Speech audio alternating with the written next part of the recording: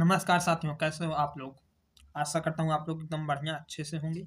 आज जैसे कि हमारी जो 15 दिन 15 मैराथन की क्लास रेगुलर अपलोड हो रही है, तो आज डे नंबर 7 है, मतलब 7वां दिन है और चैप्टर भी मेरा 7वां है, जो निर्देशांक जयंती। तो आप लोग को वीडियो कैसे ये लग रहा है? अगर वीडियो पसंद आए तो यार वीडियो को शेयर अपने दोस्तों में करो और वीडियो को लाइक करो, कमेंट करो, चैनल को सब्सक्राइब कर लेना। चलो बिना कोई बेवजह की बात करते हुए नहीं करेंगे, सीधा आगे बढ़ता हूँ। तो आज हम निर्देशांक को ये ज्यामिति पढ़ने पढ़ने वाले हैं। तो निर्देशांक किसे कहते हैं, पहले इसे आपको हम बताता हूँ। निर्देशांक किसी भी बिंदु की स्थिति एक्स अक्ष और वाई अक्ष के मदद से बताई जाती है। कोई ये बिंदु है, स्थित है, वो किस स्थिति में स्थित है, कहाँ पर स्थित है, उसके बताने के लिए हम एक्स अक्ष और वाई अक्ष की मदद से हम उसे उससे ही बताता हूँ। जैसे कि बिंदु ए बराबर 2,3 है, तो जो आगे वाला है इसे यक्ष कहते हैं और जो पीछे वाला है इसे वाई कहते हैं। तो ये मतलब एक्स बराबर 2 और वाई बराबर 3 होगा। और इसके फार्मूला है जो इम्पोर्टेंट है, बहुत ही इम्पोर्टेंट है। इसी 3 फार्मूले पर पूरी को हाँ कोऑर्डिनेट ज्योमेट्री आपकी है, निर्देशांक ज्यामिति पूरी इसी पर जो है। तो चलो इसे आपको बताता हूँ। तो पहला नंबर है दो बिंदुओं के बीच की दूरी, डिस्टेंस फार्मूला। ए बी अगर कोई दो बिंदु है, जैसे ए और बी, तो यहाँ पर x1 कॉमा y1 होता है और x यहाँ पर x2 कॉमा y2 होता है। तो इसी के सूत्र, इसी के बीच की दूरी हमें ये निकालने के लिए सूत्र जो है वो है एक करनी के अंदर x square x2 minus x1 का whole square plus y2 minus y1 का होल स्क्वायर है। और रेखाखंड को विभाजित करने वाला बिंदु, जैसे अगर कोई बिंदु P ए x1 कॉमा y1 और b x2 कॉमा y2 को m1 अनुपात में विभाजित करें, तो अगर कोई m अनुपात n के रूप में के अनुपात में विभाजित कर रहा है, तो उसके लिए सूत्र है mx2 प्लस nx1 अपान में m प्लस n, और y के लिए हो जाता है, ये x वाले के खातिर हो जाता है और ये y वालों के लिए हो जाता है। तो y वाला m y2 plus n y1 अपान में m प्लस n ये हो जाता है। इसे विभाजन सूत्र भी कहते हैं। अंतः विभाजन और बाह्य विभाजन में थोड़ा सा अंतर होता है, वही प्लस और माइनस वाला। तो उससे ये ज़्यादा ये नहीं, क्योंकि वो हमारे जो ज़्यादातर क्वेश्चन में वो पूछा नहीं जाता, बिल्कुल नहीं पूछा जाता। एक बात कहूँ तो इसी पर करना होता है हमें, रेखाखंड को विभाजित करने वाला बिंदु, यही वाला सूत्र ज़्यादा है, यही मेन है, तो इसी पर हमें ज़्यादा फोकस करना होगा। त्रिभुज का क्षेत्रफल, इसमें त्रिभुज का क्षेत्रफल भी पूछता है।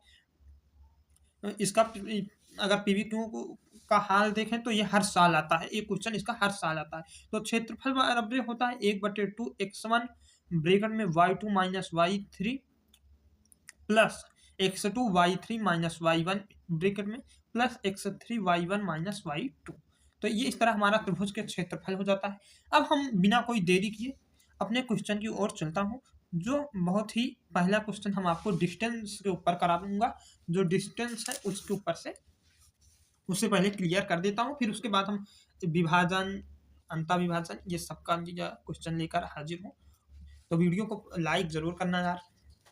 तो यदि क्वेश्चन नंबर 1 पहले हम आपको बताता हूँ, यदि a 2,3 है और y b 6,9 के बीच की दूरी ज्ञात कीजिए। तो पहले हम यहाँ पर लिख लेता हूँ, a बराबर हमें 2,3 दिया गया है और b बराबर हमें ये 6,9 दिया गया है। ये x2 हो जाता है, ये y2 हो जाता है, आपको पता होगा, ये x1 और ये y1 होता है।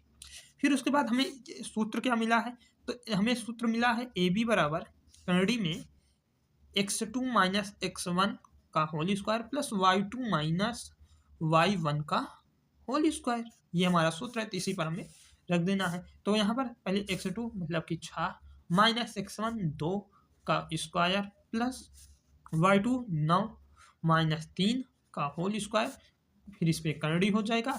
यहाँ पर हमें ए बी का दूरी निकालना है तो ए बी लिख देंगे। फिर उसके बाद इसे हमें ये घटा लेना है, यहाँ पर 4 आ जाता है और यहाँ पर 6 आ जाएगा।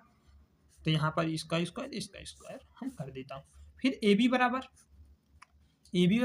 ये हो जाएगा 16, 4 चौक 16 और 6 छक 36, इसका करड़ी हो जाता है। फिर ए बी बराबर हमें क्या निकल कर आता है, तो ये आ जाता है 52 और इसका आंसर की अगर हम बात करें तो 2√3 आएगा, क्योंकि 52 का अगर हम करेंगे तो 2 बाहर आ जाता है और 13 करंट में ही रहता है। तो यही हमारा उत्तर होगा। फाइनल उत्तर हमारा 2√13 हो जाएगा। तो ये सवाल आपको अच्छी तरह से समझ आया होगा। और अब हम क्वेश्चन नंबर दूसरे की ओर चलता हूँ। तो ये है ए बराबर 2, और बी बराबर 8, 6 को बिंदु P 1:3 के अनुपात में विभाजित करता है। P के निर्देशांक ज्ञात कीजिए। ये वही अनुपात वाला सूत्र है, तो इसको सीधा हम उसी से हल करता हूँ। तो चलो हल करता हूँ।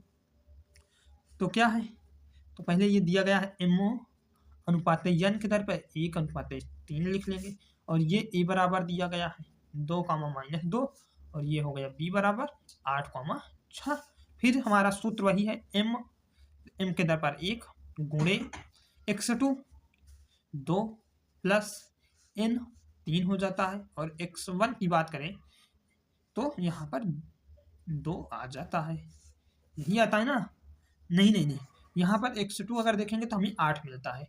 फिर उसके बाद हमें 1 + 3 हो जाएगा। इधर भी हमारा वही हो जाएगा 1 गुणे 6 और प्लस 3 गुणे -2, क्योंकि y2 और y1 लेना था।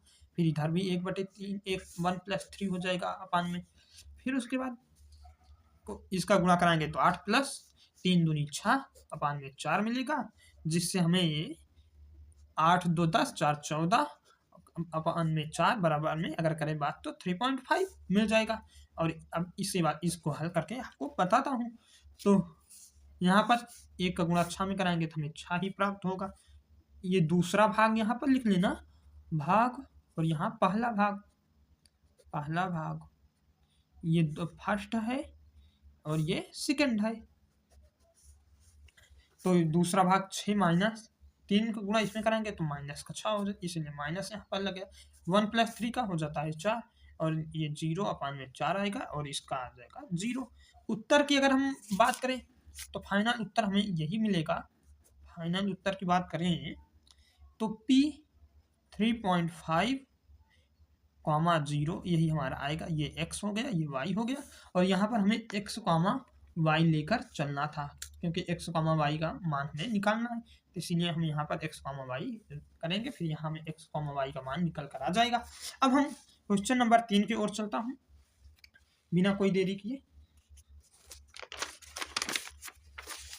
क्वेश्चन नंबर 3 को देखिए। यदि a बराबर 2,3 है, b 6,8 और c 4,5 वाले त्रिभुज का क्षेत्रफल ज्ञात कीजिए। इसमें हमें क्षेत्रफल का सूत्र लगाना है। पहले ये कंफर्म कर लें कि कौन सा सूत्र लगेगा, फिर उसके बाद हमें वही, ये x1 है, ये y1, ये x2, ये y2, ये x3, ये y3 है। इसी तरह है ना। तो फिर उसके बाद अब एरिया वाला सूत्र हमें लगा देना है, क्षेत्रफल वाला।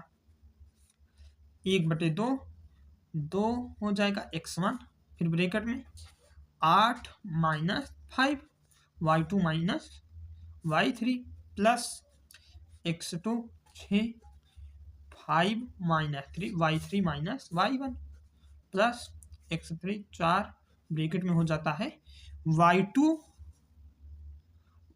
y1 - y2, यही होता है ना दोस्तों। तो फिर उसके बाद 1/2 ये हो जाएगा, यहाँ पर 3 निकलेगा, 8 - 5 गया 3, इसका गुणा होगा तो 6 हो जाएगा। इसी तरह इसमें ये 2 होगा बचेगा, 5 में 3 गया 2, 6 दूनी 12, फिर माइनस आएगा, क्योंकि इसमें मार से 3 मार से गया 8, तो माइनस का 5 बचेगा, और 5 चौक 20 होगा, इसलिए माइनस का 20 हो जाएगा यहाँ पे। अब इसे हम जोड़ देंगे तो ये 18 - 20 होगा। 1/2 एरिया इधर रहेगा। तो 1/2 के बाद यहाँ पर हमें गुणा में -2 मिलेगा, 2 से 2 काट दिया, हमें एरिया जो निकल कर आएगा वो 1 है। तो क्षेत्रफल बराबर 1 वर्ग इकाई, यही है हमारा आंसर होगा फाइनल। अब हम क्वेश्चन नंबर 4 की ओर चलता हूँ। तो क्या a 1,2 b 2,4 और c 3,6 एक सीधी रेखा पर है। सीधी रेखा पर कोई एक रेखा है, इसमें हमें बताना है क्या a और b और ये c तीनों एक रेखा पर है। तो इसको भी हम क्षेत्रफल वाले सूत्र से लगाता हूँ,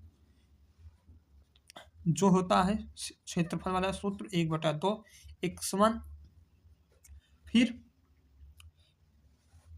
y3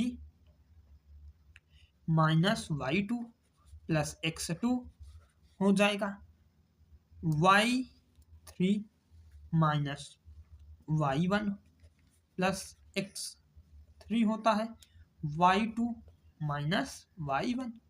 तो इस तरह होता है। चलो इसी पर हम रखता हूँ और फिर उसके बाद हल करता हूँ। x1 1 होगा, y3 क्या होगा, तो यहाँ पर 2 होगा, यहाँ पर 3 होगा दोस्तों। तो y2 होगा 4 माइनस 2 माइनस ये 6 प्लस x2 2 हो जाएगा, y1 का मान उठाएंगे 2, y3 हाँ y3 6 हो जाएगा और y1 2 हो जाएगा, प्लस x3 का मान हमें 3 मिलता है और फिर उसके बाद 2 माइनस 4 कर देंगे। फिर उसके बाद हम देखें, इसे हल करता हूँ तो ये 4 माइनस 6 मतलब कि माइनस का 2 यहाँ पर मिलेगा हमें, प्लस 6 माइनस यहाँ पर 4 और 4 दूनी 8 हो जाएगा, माइनस हो जाएगा, माइनस का 4 में से 2 में से 4 गया, माइनस का 2 और यहाँ से 6, इस तरह हो जाएगा माइनस का 6।